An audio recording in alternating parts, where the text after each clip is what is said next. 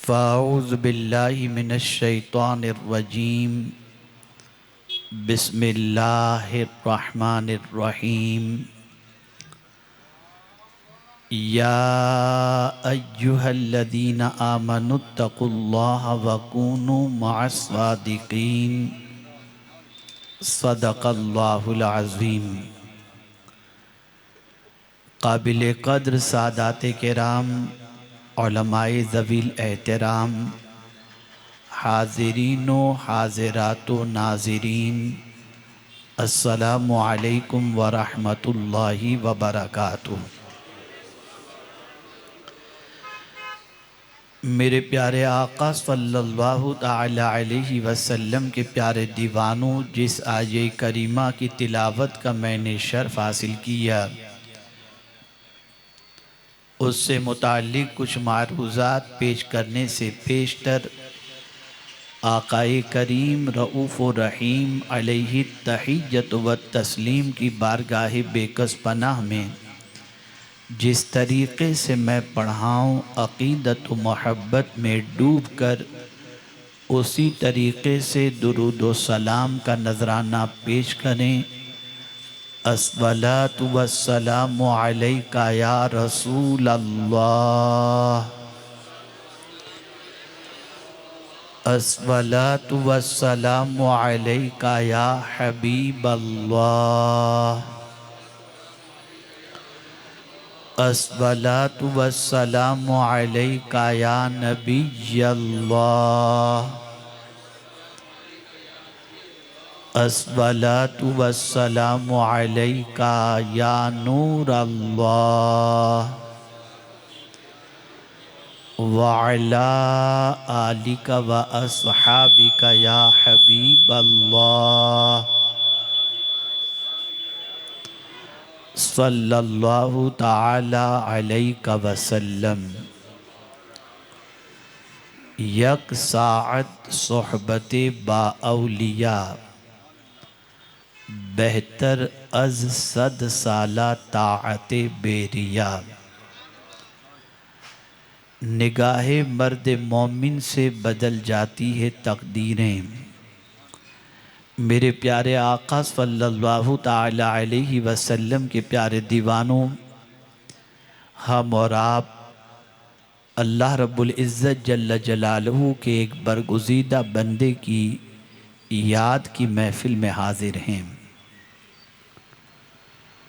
अल्लाह रब्बुल इज़्ज़त जल्ल जलालहू हज़रत सैयद बादशाह शहीद रहमतुल्लाह ताला अलैह के फैज़ान से आपको हमको सबको माला माल फरमाए, और जितने भी औलियाए किराम इस फ़र्श गीती पर जलवा फरमा हैं या अपनी मज़ारों में आराम फरमा रहे हैं, अल्लाह ताला सबके फैज़ान करम से हम सबको माला माल फरमाए।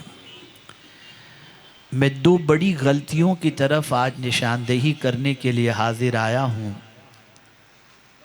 और मैं चाहूँगा कि आप पूरी तवज्जो और इन्हिमाक के साथ इस गुफ्तगू को समाअत फरमाएँ।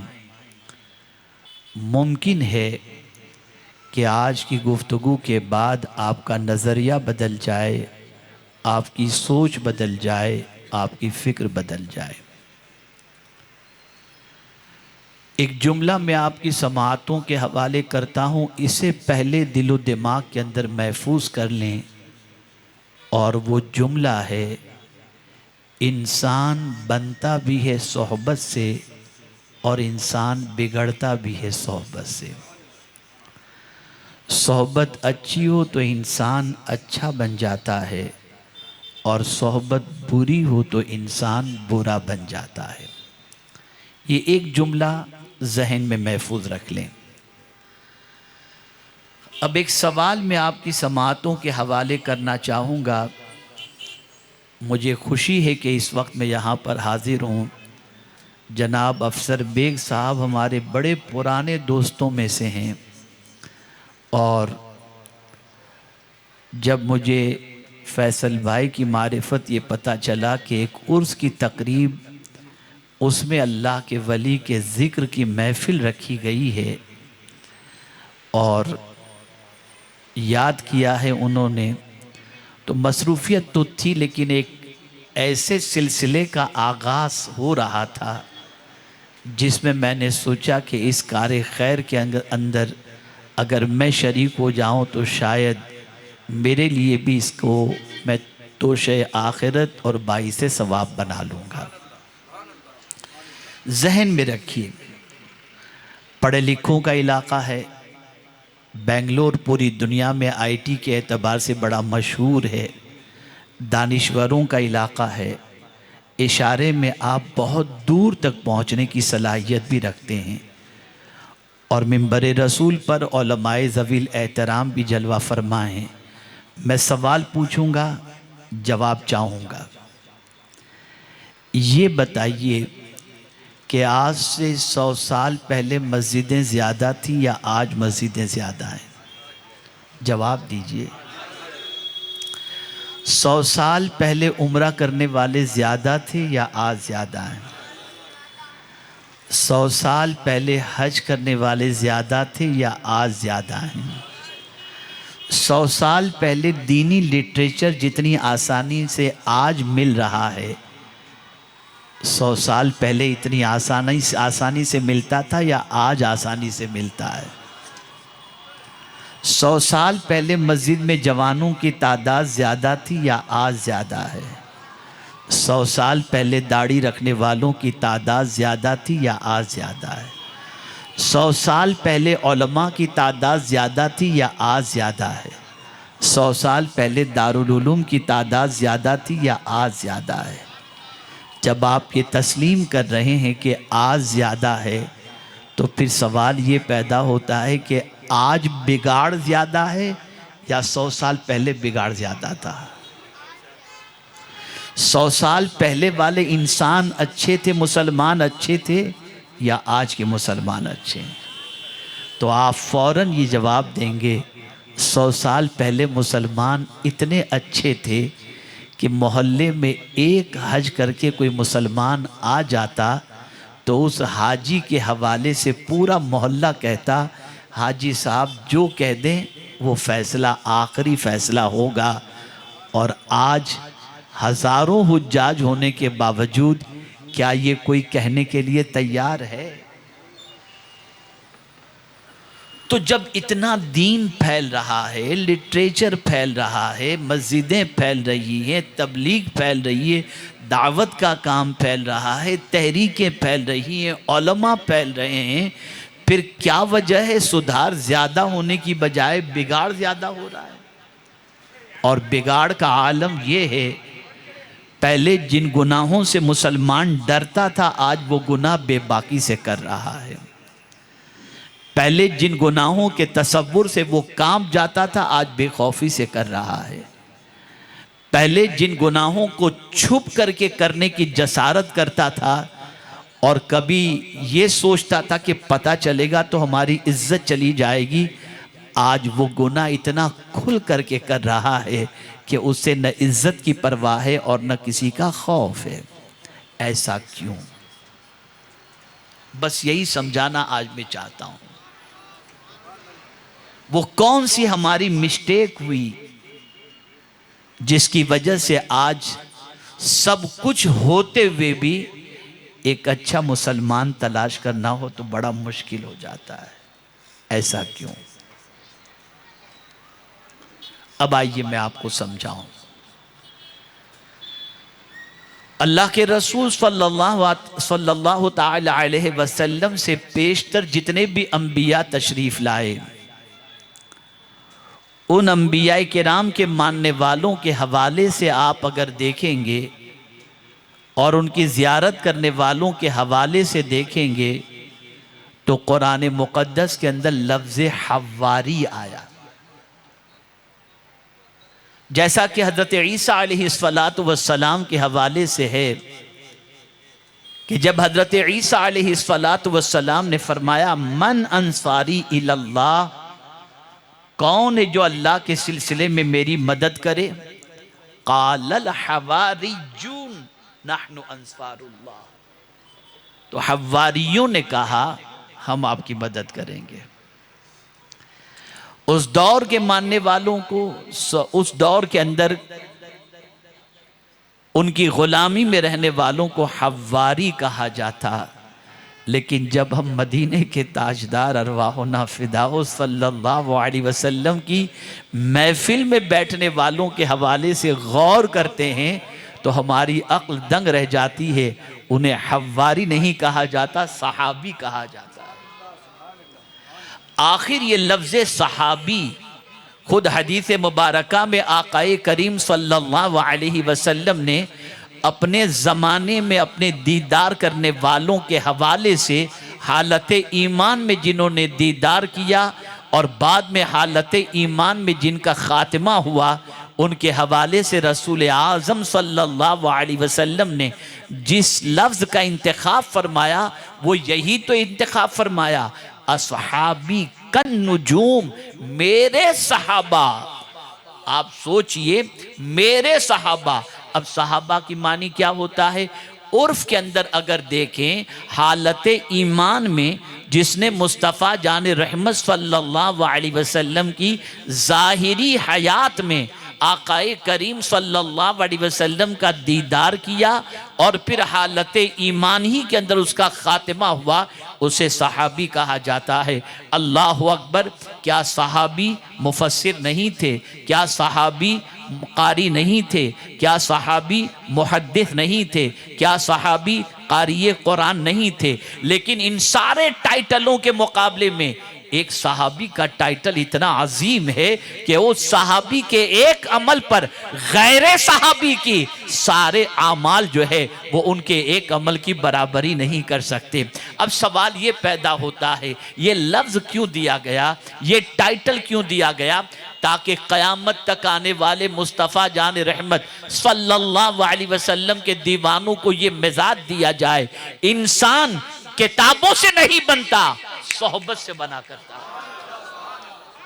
इसलिए सहाबी कहा गया, सोहबत में बैठने वाले, सोहबत से फायदा उठाने वाले, मुस्तफ़ा की संगत में बैठने वाले, मुस्तफ़ा जाने रहमत से इक्तिसाब फैज़ करने वाले। सोहबत बड़ी अजीम हुआ करती है। आप याद रखें मेरे प्यारे आका सल्लल्लाहु ताला अलैहि वसल्लम के प्यारे दीवानों, इंसान बनता भी है सोहबत से और बिगड़ता भी है सोहबत से। आज से 100 साल पीछे चले जाएं तो सोहबत का मिजाज था, अल्लाह वालों के करीब इंसान बैठना पसंद करता था, आमाले सालिहा से जो पैकर होते थे उनके करीब बैठना पसंद करता था, उनकी बारगाह में जाता था, उनसे नसीहतें सुनता था और जहां वो बिठाते थे वहां बैठ जाया करता था। वो अगर दरख्त के नीचे बिठाते थे वो दरख्त के नीचे बैठ जाता था, वो अगर नमक और जौ की रोटी खिलाते थे वो खाने के लिए तैयार हो जाता था। पहले अल्लाह वाले इतने थे कि उनकी सोहबत में बैठने वाला अपनी जिंदगियों को बदल दिया करता था। वो सोहबत जिनकी जिंदगी की, वो सोहबत जिसकी बुनियाद पर इंसान की जिंदगी बदल जाया करती थी, आज ऐसे सोहबत पहुंचाने वाले और अच्छी सोहबत से इक्तिसाब फैज़ करने वाले दोनों का मामला जुदा हो गया। अब बच्चों की सोहबत में बैठने के लिए कोई तैयार नहीं, नेक लोगों के पास बैठने के लिए कोई तैयार नहीं है, जिनकी सोहबत में बैठने के बाद खुदा की याद आ जाए, जिनकी सोहबत में बैठने के बाद फिक्र आखिरत पैदा हो, ऐसी सोहबतों की भी किल्लत है और ऐसी सोहबत में बैठने वालों की भी किल्लत नजर आती है। इंसान बनता है सोहबत से। आप 100 साल पीछे चले जाएं तो ऐसी सोहबतें मयस्सर थी, 100 साल पीछे चले जाएं तो ऐसी दरसगाहें मौजूद थी, 100 साल पीछे चले जाएं तो लोग ऐसी जगह बैठना पसंद करते थे। मैं अभी फ्लाइट में आते हुए एक वाकया पढ़ रहा था, हजरत बहीम रहमतुल्लाह ताला अलैह का, जो एक बड़े अजीम बुजुर्ग गुजरे हैं, जो अक्सर रोया करते थे। एक साहब ताजिर थे, उनका एक दोस्त था। उस दोस्त ने हज का इरादा किया कि मुझे हज के लिए जाना है, तो ताजिर हजरत बहीम रहमतुल्लाह ताला अलैह की सोहबत में बैठा करता था और हजरत बहीम रहमतुल्लाह ताला अलैह अक्सर रोया करते, रोने वाली बातें करते, आखिरत की याद दिलाते। इत्तफाक से हजरत बहीम रहमतुल्लाह ताला अलैह भी हज को जाने वाले थे। उस ताजिर के दोस्त ने जब हज के लिए जाने का इरादा किया तो कहा यार तुम चलो हज के लिए। कहा मेरे लिए मुश्किल है, लेकिन मैं तुझे, मेरे ताल्लुकात हजरत बहीम रहमतुल्लाह ताला अलैह के साथ हैं। हज के लिए ऐसा आदमी साथ में होना चाहिए जिसके साथ रहने के बाद अल्लाह की याद, अल्लाह के रसूल की मोहब्बत, जिक्र व अज़कार और याद इलाही में इंसान डूब जाए और अरकान सही तौर पर अदा कर सके। तो मेरे ताल्लुकात हजरत बहीम रहमतुल्लाह ताला अलैह के साथ हैं, तो मैं एक काम करता हूँ कि मैं तुझे उनके साथ हज के लिए रफीक बना देता हूँ और उनसे गुजारिश करता हूँ कि वो तुझे अपने साथ लेकर के जाएं। उसने कहा चलो ठीक है, कोई बात नहीं। कुछ दिनों के बाद हजरत बहीम रहमतुल्लाह ताला अलैह से मुताल्लिक उसको पता चला, उस ताजिर के दोस्त को। तो उसने कहा भाई मैं तो हजरत बहीम के साथ नहीं जाऊंगा। उसने कहा क्या वजह है? कहा यार मुझे तो पता चला है कि हजरत बहीम रोते ही रहते हैं, रोते ही रहते हैं, रोते ही रहते हैं।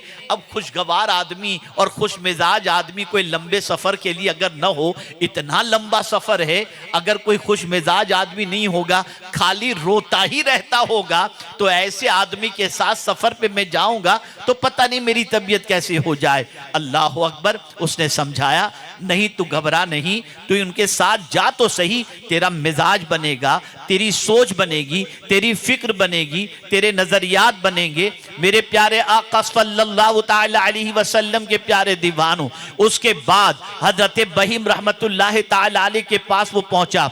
हजरत बहीम से मुलाकात हुई तो हजरत बहीम को देखा दीवार के नीचे बैठ के रो रहे हैं। वो आया, यार तुम खुदा के वास्ते मुझे इनके साथ मत भेजो, मैं कैसे सफर कर पाऊंगा। तो उन्होंने कहा, उस ताजिर ने अपने दोस्त से कहा वजह यह है वो हज के लिए जा रहे हैं ना, तो शायद बीवी बच्चों की जुदाई में रो रहे होंगे, इसलिए तू टेंशन नहीं ले, तेरा सफ़र बहुत अच्छा गुजरेगा। लेकिन उसने कहा कि यार मैं इनके साथ कैसे सफ़र करूंगा, ये तो रोते ही रहते हैं। तो हजरत बहीम के कानों तक आवाज़ पहुंच गई कि उस शख्स ने, उस ताजिर ने ये कहा है कि ये इसलिए रो रहे हैं कि बीवी बच्चे की जुदाई की वजह से रो रहे हैं। हजरत बहीम ने बरजस्ता सुनने के बाद जवाब में फरमाया, मैं अपने बच्चों की जुदाई में नहीं रो रहा, मैं तो इसलिए रो रहा हूं कि जिस खुदा के घर की बारगाह की हाजिरी के लिए मैं जा रहा हूं, खुदा के घर की ज़ियारत के लिए जा रहा हूं, मैं अगर लब्बैक कहूंगा और वहां से ला लब्बैक की सदा आएगी तो क्या होगा, मैं इसलिए रो रहा हूं। अल्लाह अकबर। दिल पर ज़र्ब लगी, सुनने वाले के दिल में एक अजीब कैफियत पैदा हुई। बहरहाल जैसे तैसे हजरत बहीम के साथ उसने सफ़र शुरू किया। रवाना हुए। हजरत बहीम अल्लाह वाले थे, नेक थे, परहेजगार थे, अल्लाह की खशियत रखने वाले थे। हजरत बहीम अलैहिर्रहमा की सोबत में उसने सफ़र शुरू किया। हजरत बहीम गरीब थे, हजरत बहीम के पास सफ़र के लिए कोई ज़्यादा सामान नहीं था, लेकिन हजरत बहीम ने जब एक रफ़ीक बना दिया गया, साथी बना दिया गया, तो खुद भूखे रहते थे लेकिन अपने साथ वाले को खिलाया करते।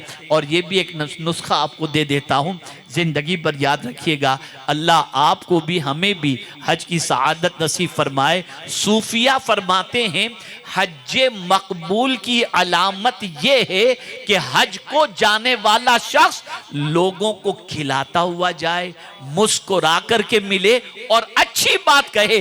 अगर सफर में ये 3 आदतें किसी हज को जाने वाले को नसीब हो गई तो समझ लो अल्लाह उसे हज मकबूल की सआदत अता फरमा देगा। हजरत बहीम रहमतुल्लाह ताला अलैह ने सफ़र पर उसका ख्याल रखा, उसका सामान कभी उठा लेते, कभी उसे खाना पेश कर देते, कभी उसकी ज़रूरियात का ख्याल रखते। रास्ते भर हजरत बहीम ने उसका बड़ा ख्याल किया। हज मुकम्मल हुआ। हज के बाद जब लौटा तो ताजिर ने उस शख्स से पूछा, ज़रा ये बता कैसा रहा सफ़र। कहा मैं क्या बताऊं, मैं तेरा एहसान जिंदगी भर नहीं भूल सकता। मेरी आंखों में आंसू नहीं आते थे, लेकिन इनकी सोहबत ने मुझे अल्लाह के खौफ से रोने वाला बना दिया। तेरा एहसान मैं कभी नहीं भूल सकता। मेरे पास सामाने सफर के अंदर इतनी ज्यादा चीजें थी जिसकी कोई इंतहा नहीं, लेकिन इस अल्लाह के नेक बंदे ने मेरे सामान पर कभी नजर नहीं फरमाई। खुद भूखे रहते थे थे और मुझे सफर में खिलाया करते थे, मेरे सामान का ख्याल रखते, मेरे आराम का ख्याल रखते। मेरे प्यारे आका सल्लल्लाहु अलैहि वसल्लम के प्यारे दीवान, जाने वाला गया था खुश मिजाजी का मिजाज लेकर, लेकिन जब पलटता है तो अल्लाह के खौफ से रोने वाला बन करके लौटता है। ये किस वजह से हुआ? ये अल्लाह के नेक बंदों की सोहबत की वजह से हुआ। मेरे प्यारे आका सल्लल्लाहु अलैहि वसल्लम के प्यारे दीवानों, जरूरत इस अम्र की है, अच्छी सोहबत इख्तियार करो। आज हमारी पोजीशन ये है, बुरा मत मानिएगा, मस्जिदों में उस वक्त हम पहुंचते हैं जब खुतबे का टाइम हो, हमारा दिल इतना सख्त हो चुका है, रोना नहीं आता। आप जानते हैं बदबख्ती की सबसे बड़ी अलामत क्या है? एक इंसान बदबख्त है, उसकी अलामत क्या है? सूफिया फरमाते हैं जिसकी आंख खुश्क हो जाए समझ लो वो शख्स बदबख्त है। रोना जिसको ना आए, जिसकी आंखों से आंसू ना निकले और वो कहे वाह मैं तो बहुत सख्त दिल आदमी हूं, अपने तो रोना नहीं आता। मियां ये सख्त दिली वाली बात नहीं है, डरो, बदबख्तों की ये अलामत है, ये शकी की अलामत है। तो याद रखें मेरे प्यारे आका सल्लल्लाहु ताला अलैहि वसल्लम के प्यारे दीवानों, आज अच्छे मुसलमान बन नहीं पाते, उसकी वजह सबसे बड़ी क्या है? लिटरेचर तो है, खिताबात हो रहे हैं, दर्सगाहें कायम हो रही हैं, लेकिन अच्छे मुसलमान मिलना मुश्किल हो जाता है। नहीं है ऐसा भी नहीं, लेकिन कम हमारे यहाँ जो है पाए जाते हैं। उसकी सबसे बड़ी वजह यह है अल्लाह वालों की सोहबत खत्म हो गई, अल्लाह वालों के पास बैठने का जज्बा खत्म हो गया, अल्लाह वालों से नेकियों का जज्बा हासिल करने का जज्बा खत्म हो गया, नेकी की तरफ रुझान कम हो गया। अब आइए मैं आपको बताऊं मेरे प्यारे आका सल्लल्लाहु अलैहि वसल्लम के प्यारे दीवानों, कुरान ने क्या कहा? कहां बैठो, किसके साथ बैठो? कुरान कहता है वस्बिर नफ्सका मअल्लज़ीना यदऊना रब्बहुम बिलगदाति वल अशी, अपने आप को उनके साथ रोके रखो, उनके साथ बिठाए रखो जो सुबह शाम अल्लाह को याद करते हैं। अल्लाह अकबर। जब तुम ऐसों की सोहबत में बैठोगे जो सुबह भी अल्लाह को याद करते हैं, जो शाम भी अल्लाह को याद करते हैं, तो ऐसे की सोहबत में बैठने के बाद अल्लाह तुम्हारे दिल को भी याद इलाही से मुनव्वर फरमा देगा। तुम्हारी जबान अल्लाह के जिक्र से तर हो जाएगी, तुम्हारी जबान महबूद बरहक की याद से जो है मुनव्वर व मुजल्ला हो जाएगी।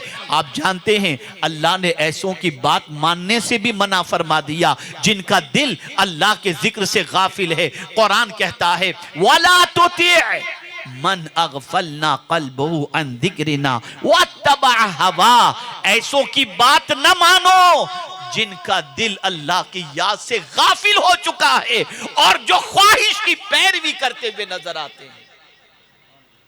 हम कहां बैठ रहे हैं? हमारी नशिस्तें कहां होती हैं?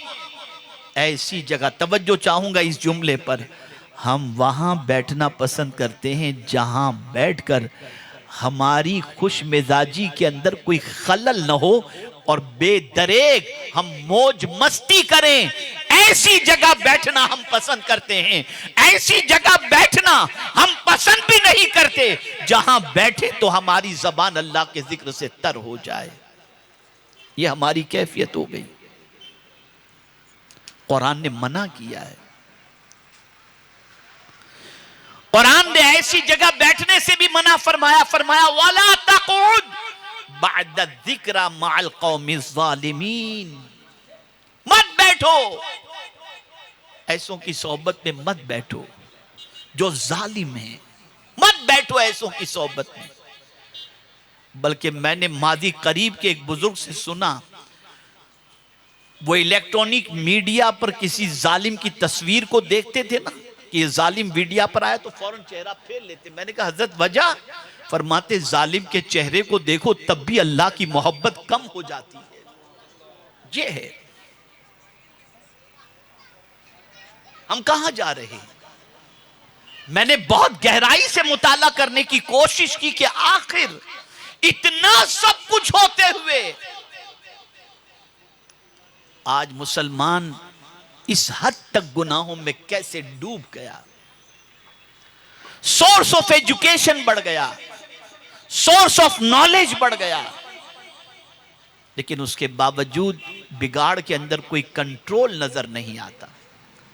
तो एक वजह सबसे बड़ी यह है कि हमने अच्छों की और अल्लाह वालों की सोहबत इख्तियार करना छोड़ दिया।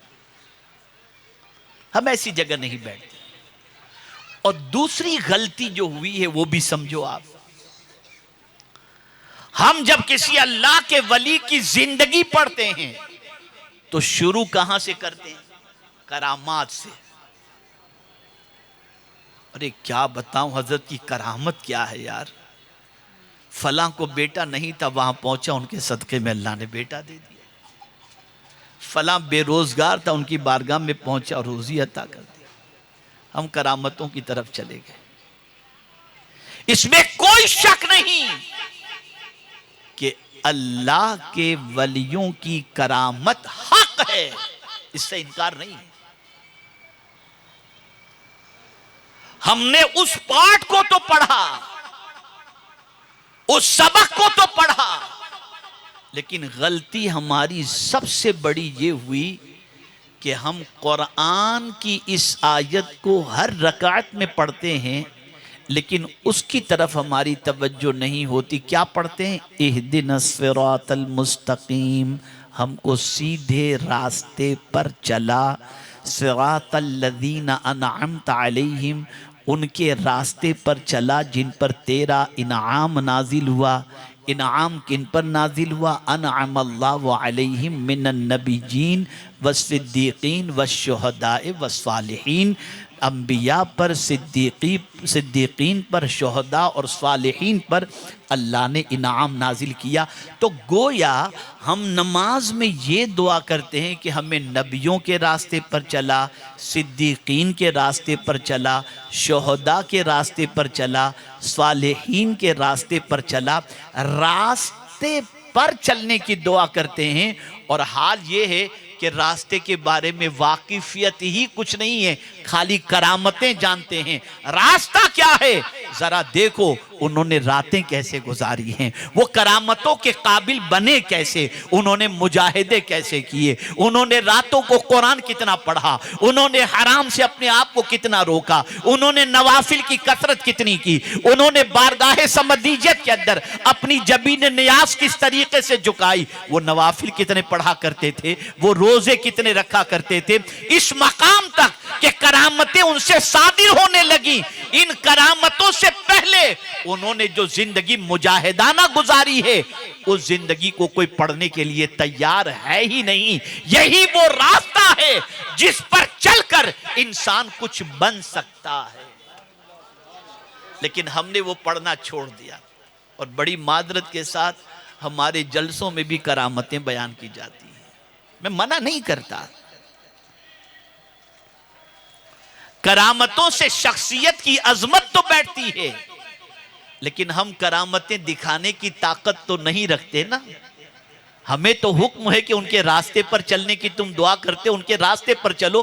क्या है कोई आप में, हम में कोई करामत दिखा सके? हम करामत नहीं दिखा सकते, लेकिन हाँ, जिस रास्ते पर चल करके वो जिस मकाम तक पहुंचे हैं, उस रास्ते पर चलने की हम कोशिश कर सकते हैं। इसीलिए मुझे याद है कि मेरे उस्ताद गिरामी से जब मैंने एक मर्तबा अजमेर मुक़द्दस में जा रहा था, तो मैंने उनसे अर्ज़ किया कि हुजूर, मैं ख्वाजा साहब की बारगाह में हाज़री के लिए जा रहा हूँ, दुआ करें कि मकबूल हाज़री नसीब हो जाए। फरमाते माशाअल्लाह ख्वाजा साहब की बारगाह में जा रहे हैं, मेरा सलाम कहना ख्वाजा साहब से अदब के साथ, और उनसे कहना जिस रास्ते पर चलाने के लिए आप हिंदुस्तान तशरीफ लाए, उस रास्ते पर चलना अल्लाह हमारे लिए आसान कर दे। ये है दुआ। हम पूरी जिंदगी औलिया के रास्ते से हट करके गुजारें, और फिर हमारा हाल ये हो कि बस मैं क्या बताऊं, मैं कुछ नहीं कह सकता, मैं कुछ नहीं कह सकता। ऐ रसूल आज़म सल्लल्लाहु अलैहि वसल्लम के दीवानों, अल्लाह वालों की सोहबत, आज हम मज़ारों पर जाते हैं, आस्थानों पर जाते हैं, क्या मांगते हैं? दुनिया दुनिया दुनिया दुनिया। में एक बुजुर्ग के बारे में पढ़ रहा था, अल्लाह अकबर, दाता साहब के बारे में, दाता गंज बख्श के बारे में पढ़ रहा था। एक से एक अल्लाह वाले इस फर्श गिती पर आए और तशरीफ ले गए।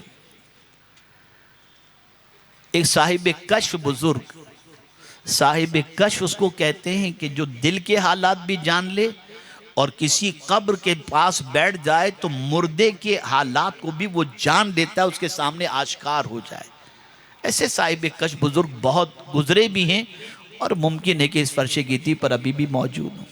तो एक साहिब कश्फ बुजुर्ग दाता साहब के यहां उर्स के मौके पर पहुंचे। मेला लगा हुआ है, हुजूम है इंसानों का। वो बैठे दाता साहब की बारगाह में, कश्फ किया कि देखूं जरा दाता साहब क्या कर रहे हैं। देखा तो दाता साहब वहां थे ही नहीं। उन्होंने गौर किया कि हैं कहां। देखा तो दूर एक टीले पे दाता साहब बैठे हुए नजर आए। तो वो साहिब कश्फ बुजुर्ग ने अर्ज किया कि दाता साहब, आपके दरबार में तो लोगों का हुजूम मौजूद है और आप अपना मज़ार छोड़ करके वहां टीले पर बैठे हुए हैं। जवाब सुनिए, खुदा की कसम दिल हिला देगा। दाता साहब ने फरमाया, क्या करूं, हम जिस चीज के स्पेशलिस्ट हैं वो मांगने तो कोई आता ही नहीं है। वो मांगने आता है जो हमारे दर के गुलाम भी दे सकते हैं। कहा, हुजूर दाता साहब ये बताइए आप किस चीज के स्पेशलिस्ट हैं? फरमाते, खुदा और उसके रसूल से करीब करने के स्पेशलिस्ट हैं। लेकिन कोई खुदा और उसके रसूल से करीब होने के लिए हमारी बारगाह में नहीं आता। माल चाहिए, दुकान चाहिए, ये चाहिए, वो चाहिए, तो हमारे दर के गुलाम भी दे देते।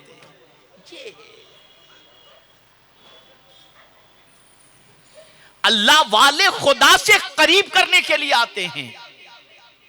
क्या यह सच नहीं कि ख्वाजा साहब हिंदुस्तान तशरीफ लाए तो डायरेक्ट अजमेर नहीं पहुंचे? पहले दाता साहब की बारगाह में 40 रोज उनके मज़ार पर बैठे। अगर ये खुदा के बंदों की बारगाह से कुव्वत न मिलती, कुर्बे खुदा की दौलत न मिलती, मुस्तफ़ा प्यारे सल्लल्लाहु अलैहि वसल्लम की मोहब्बत न मिलती, तो फिर बैठते क्यों वहां पर? सोच बदलो। मैं आज थोड़ी सी सोच बदलने आया हूं, थोड़ी सी फिक्र बदलने आया हूं। हम बिल्कुल दुनिया की मोहब्बत में डूब चुके हैं। बड़ी माजरत के साथ काबे के सामने भी खुदा को नहीं मांगते, काबे के सामने भी हम दुनिया ही मांगते हैं, वहां भी दुनिया मांगते हैं, सुनहरी जालियों के सामने भी दुनिया मांगते हैं। इसीलिए मुझे याद आता है कि मौला अली करमल्लाहु ताला वजहुल करीम तशरीफ फरमा थे और आकाए करीम सल्लल्लाहु अलैहि वसल्लम की बारगाह में एक देहाती आया। जैसे ही वो देहाती पहुंचा तो सरकार सल्लल्लाहु अलैहि वसल्लम ने फरमाया, मांग तुझे क्या चाहिए? तो मौला अली करमल्लाहु ताला वजहुल करीम फरमाते हैं, मैंने सोचा कि अभी हुजूर से ये जन्नत मांगेगा। लेकिन मौला अली फरमाते हैं कि उस शख्स ने हुजूर से अर्ज किया कि हुजूर मुझे सवारी के लिए एक ऊंट दे दो। तो मेरे आका सल्लल्लाहु अलैहि वसल्लम ने फरमाया, इस आराबी से तो वो बुढ़िया अच्छी जिसने मूसा से मांगा था। क्या मांगा था? एक नबी की मजार का पता वो बुढ़िया जानती थी। हजरत मूसा अलैहिस्सलातु वस्सलाम ने उस बुढ़िया से कहा कि तू उस नबी के मजार का पता जानती है, मुझे बता दे वो नबी का मजार कहां है। तो उस बुढ़िया ने क्या किया? उस बुढ़िया ने हजरत मूसा अलैहिस्सलातु वत्तस्लीम से अर्ज किया, एक मरतबा दुरूद शरीफ पढ़ लें। अल्लाहुम्मा सल्ली अला सय्यिदिना व मौलाना मुहम्मदिन मअदनिल जूद वल करम व आलिहिल किराम व इब्निहिल करीम व बारिक व सल्लिम सलातम व सलामन अलैका या सय्यदी या रसूल अल्लाह सल्लल्लाहु तआला अलैहि वसल्लम। एक मरतबा और दुरूद शरीफ पढ़ लें।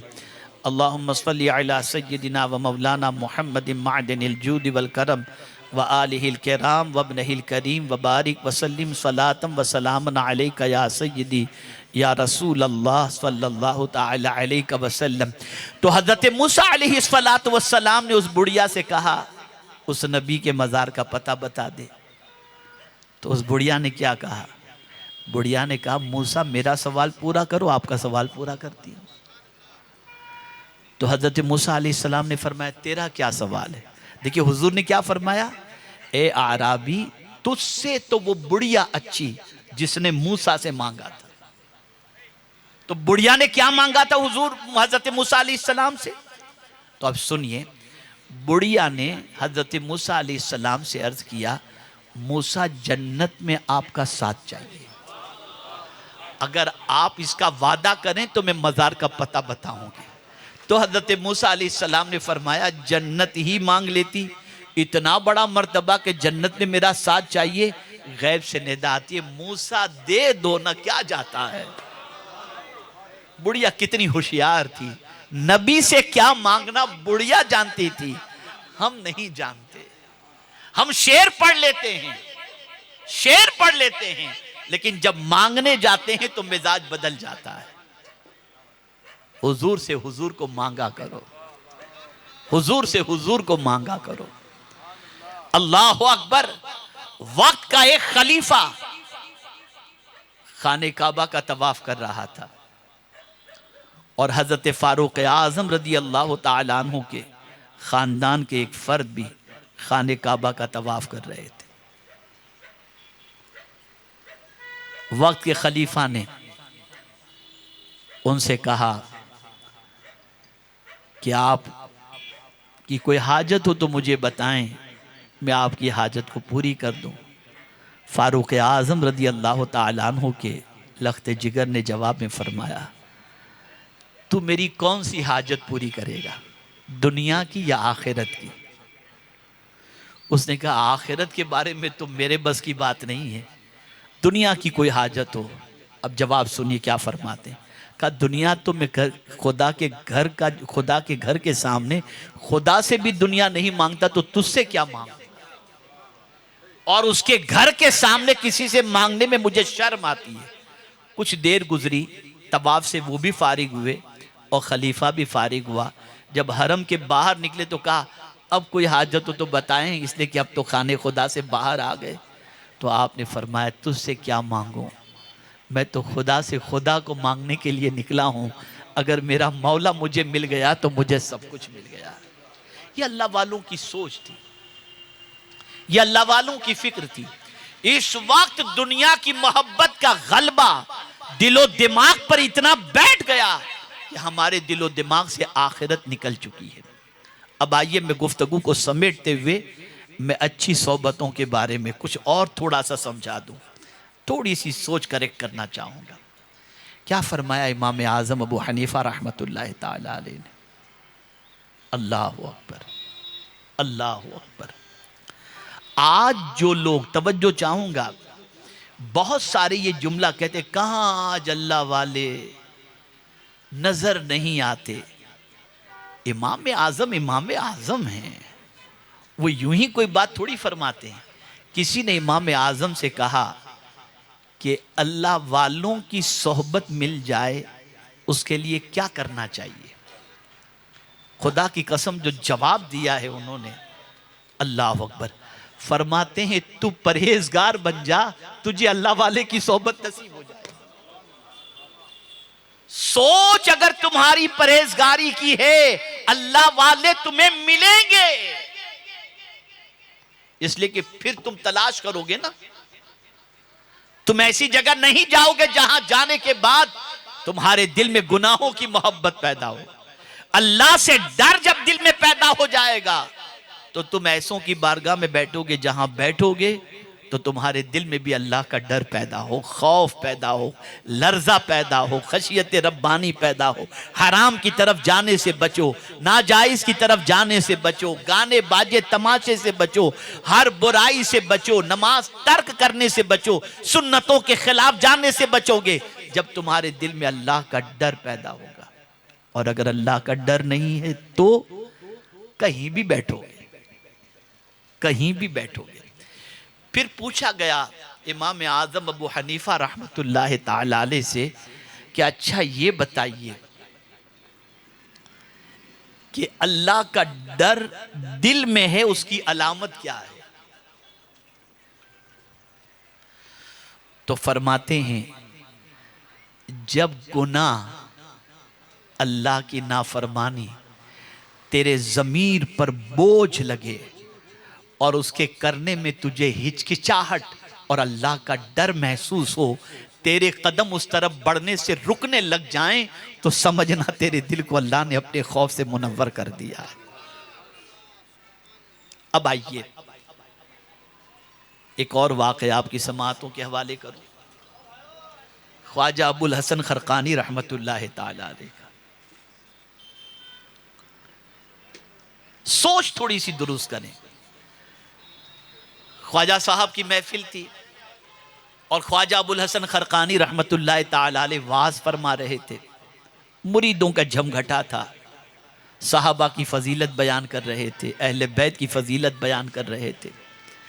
जब सहाबा की फजीलत उन्होंने बयान की और बयान करते करते जब फरमाया कि सहाबा का हाल ये था कि सुबह होती थी तो वो हुजूर सल्लल्लाहु अलैहि वसल्लम का दीदार करते, रात को हुजूर सल्लल्लाहु अलैहि वसल्लम का दीदार करते, और बग़ैर दीदारे मुस्तफ़ा सल्लल्लाहु अलैहि वसल्लम के उन्हें चैन नहीं पड़ता था, और वो हुजूर की सोहबत को अपने लिए सबसे बड़ा कीमती सरमाया तसव्वुर करते। तो फौरन आपकी मजलिस में बैठे हुए एक मुरीद ने कहा कि हजरत कितने खुश नसीब थे सहाबा कि उन्हें हुजूर की सोहबत मयस्सर थी। अब ख्वाजा साहब का रंग उस वक्त अजीब कैफियत में आ गया। क्या तुम चाहते हो कि तुम्हें भी हुजूर की सोहबत नसीब हो?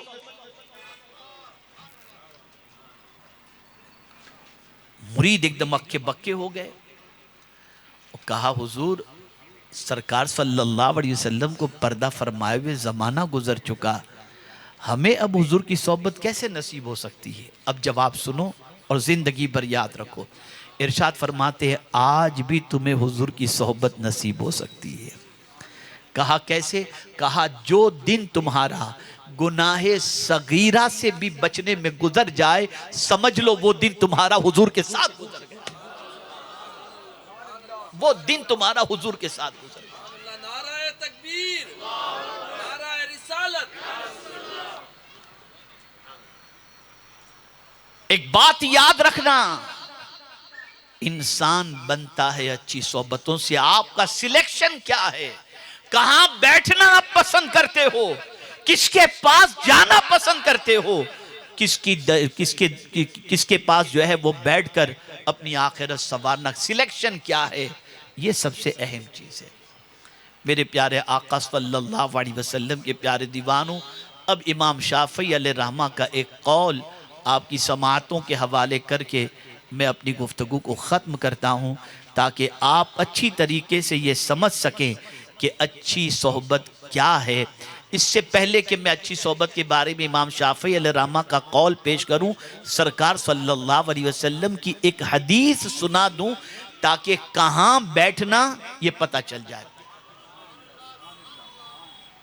एक सहाबी रसूल ने आका करीम सल्लल्लाहु अलैहि वसल्लम से अर्ज किया, या रसूल अल्लाह सल्लल्लाहु ताला अलैहि वसल्लम, हम किसकी सोहबत में बैठे? तो मेरे आका सल्लल्लाहु अलैहि वसल्लम ने 3 लोगों का तस्करा फरमाया। इरशाद फरमाया, आलिम की बातें सुनो, हकीमों की गुफ्तगू सुनो, और अपने से उम्र में बड़े तजर्बाकार और नेक लोगों की सोहबत में बैठो। ये फरमाया। यहां से ये मिजाज मिला। हकीमों से हिकमत भरी बातें जब हम सुनेंगे तो हमारा मुर्दा दिल जिंदा हो जाएगा। आलिम से इल्म की बात सुनेंगे, हमारी नॉलेज में इजाफा होगा, हलाल और हराम की तमीज हमारे अंदर पैदा होगी। मिसाल के तौर पर एक बात कर दूं, शायद आपकी नॉलेज में इजाफा हो। बहुत सारे लोगों के जहन में ये सवाल है कि जो लोग हज के लिए जाते हैं, वहां पहुंचने के बाद जो हज तमत्तो करते हैं, हज क़िरान करते हैं, वो वहाँ जाकर के हज की कुर्बानी करते। तो अब उनके लिए सुन्नत इब्राहिमी जो ईद उल अदहा की कुर्बानी है, ये उनके ऊपर वाजिब है या नहीं? कन्फ्यूज़न है। अब मैं इसको हल कर दूं ताकि मसला हल हो जाए। वो लोग जो मिना जाने से पहले 15 दिन का क़याम मक्का मुकर्रमा में कर चुके, उनके लिए वो भी कुर्बानी ज़रूरी है और सुन्नत इब्राहिमी भी ज़रूरी है।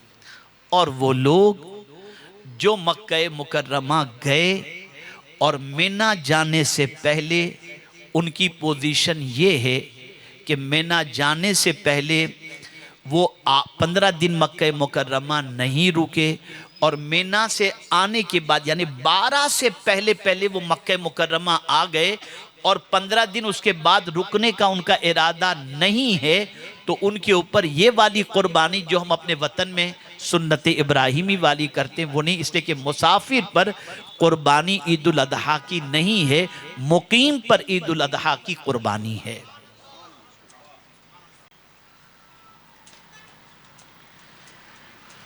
कुर्बानी करते वक्त बहुत सारे मसाइल के अंदर इंसान कोताही बरतते हैं।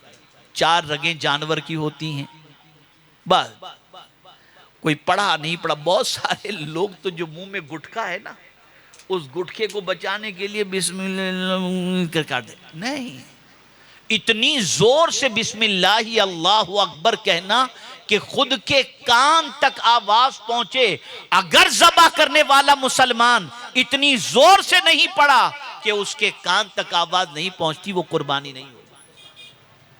और अगर 2 लोग हैं, कसाई भी है और जिसकी कुर्बानी हो रही वो भी है, दोनों अगर छुरी जानवर की गर्दन पर रख रहे हैं तो दोनों को बिस्मिल्लाह अल्लाहु अकबर पढ़ना जरूरी है।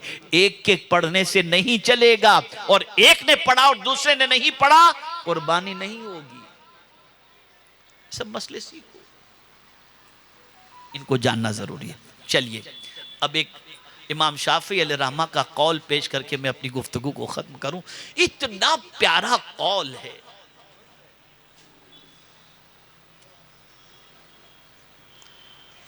इतना अजीम कौल है कि पूरी दुनिया का हाल जो है उन्होंने उजागर कर दिया।